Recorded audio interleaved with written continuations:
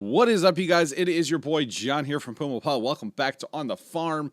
Really do appreciate you guys clicking on episode 127.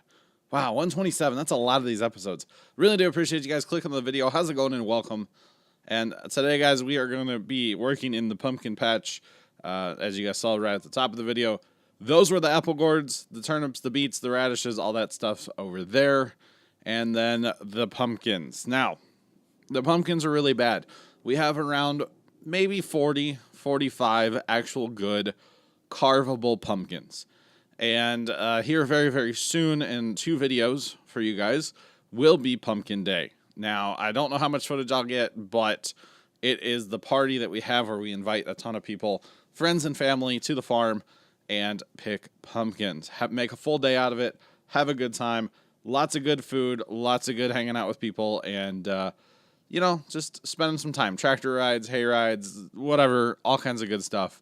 And we'd have a lot of fun.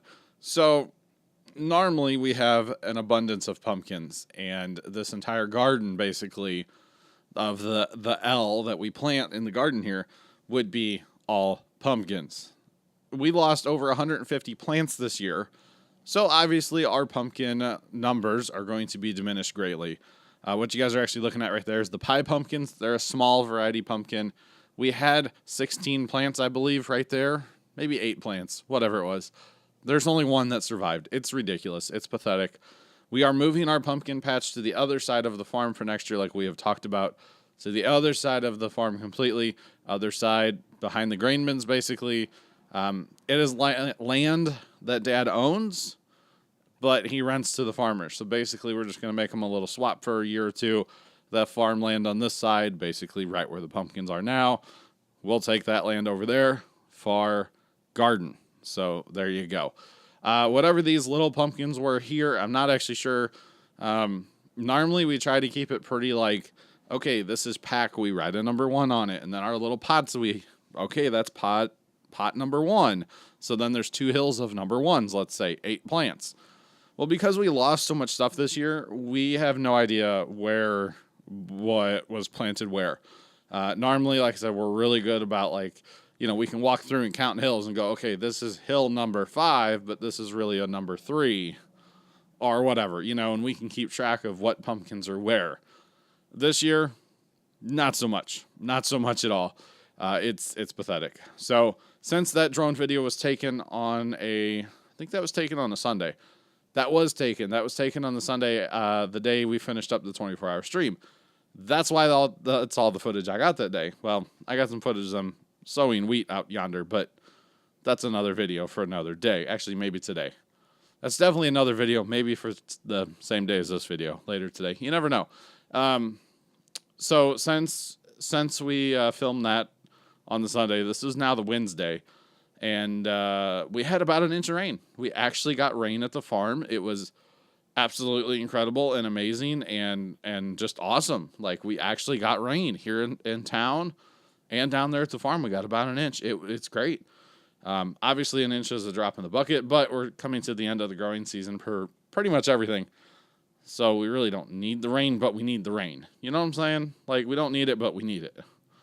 So there you go. Try to catch up to what we're behind for the year. We are behind quite a bit here in the St. Louis area. And yeah, but since we got rain, plus we're nearing, you know, as of this video being taken, we're less than 2 weeks away from Pumpkin Day.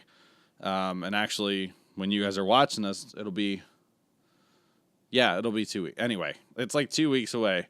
We can go ahead and take our drip irrigation system up. There's no reason to leave it down. And that's what we're doing here. This is a PVC pipe, basically, with a T in it and 2 valves. Because when we plant, we don't plant all of them at once. So normally we would divide our runs, basically. So we can, you know, we don't water everything when there's no plants there. Because there's no reason to water when there's no plants there. So we did actually end up running this irrigation system a fair bit. But early on, we held back because it was like every time we watered, we would lose plants. And then if we wouldn't water, we would lose plants. So I think there's a fungus in our soil from growing pumpkins here year after year after year without growing anything else there. We used to rotate the garden a little bit where we would plant, say, this part of the garden up here along the grass one year. Then we would plant the back of the garden the next year. But because our pumpkin party has become what it has, where the past 2 years there's been more than 120 people at our farm, which doesn't sound like a lot. It is. 120 people on this farm is a lot of people. We have one bathroom. You know, it's a lot of people. So this year, I don't know how many people we're shooting for yet, or how many people have RSVP'd, or any of that stuff, but we shall see.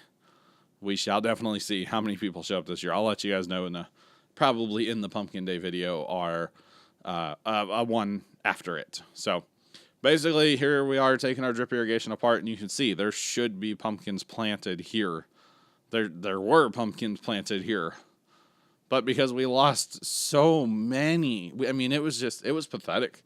It got to the point where I just didn't look forward to going to the farm, because we're just going to find more dead pumpkins, you know? And that's exactly what it was.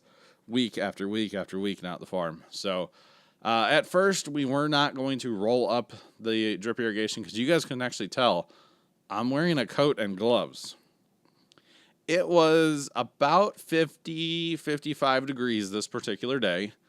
And if I look up, you know, randomly here, you'll be able to see the sky completely cloudy, overcast, whatever you want to call it. And it was damp, obviously, because it had just rained the night before. And it was windy, and that's why you're not hearing any audio from the actual GoPro in this video. It was just terrible with wind noise. The entire video was just ruined because of the wind noise. So super windy, cold, not cold, but cool. Trust me, I'm ready for the cool weather, but it sucks when we have to be outside at the farm when it's, you know, 15, 20 degrees, which I know that's not cold to some of you guys. I know. There's a lot of you guys that live up north, and 15, 20 is like, that's summer for you guys, you know? Like, I get it, but it's all relative to where you live, where you're from, all that kind of stuff. 60 degrees is, you know, might as well be 0 in Florida. Like, that's just the way it is, you know? So, we were not going to roll up the drip irrigation because it was very, very stiff this particular day, because it was cool and cloudy and laying on the cold ground, you know? But we decided to go ahead and get it done. After we rolled it up, we do rinse it off, basically lay it in the grass, hose it down, and then we put it in the shed. And I don't know if we're going to use this particular drip irrigation next year. Dad said something about maybe purchasing another 1,000-foot roll and doing it different, because we'll be on the other side of the farm. We'll need different irrigation systems. So there you go. If you guys like this video, make sure you hit that like button for more. Subscribe if you have not already done so. And as always, thank you guys so much for watching another On the Farm. Have a great rest of your day, and toodles.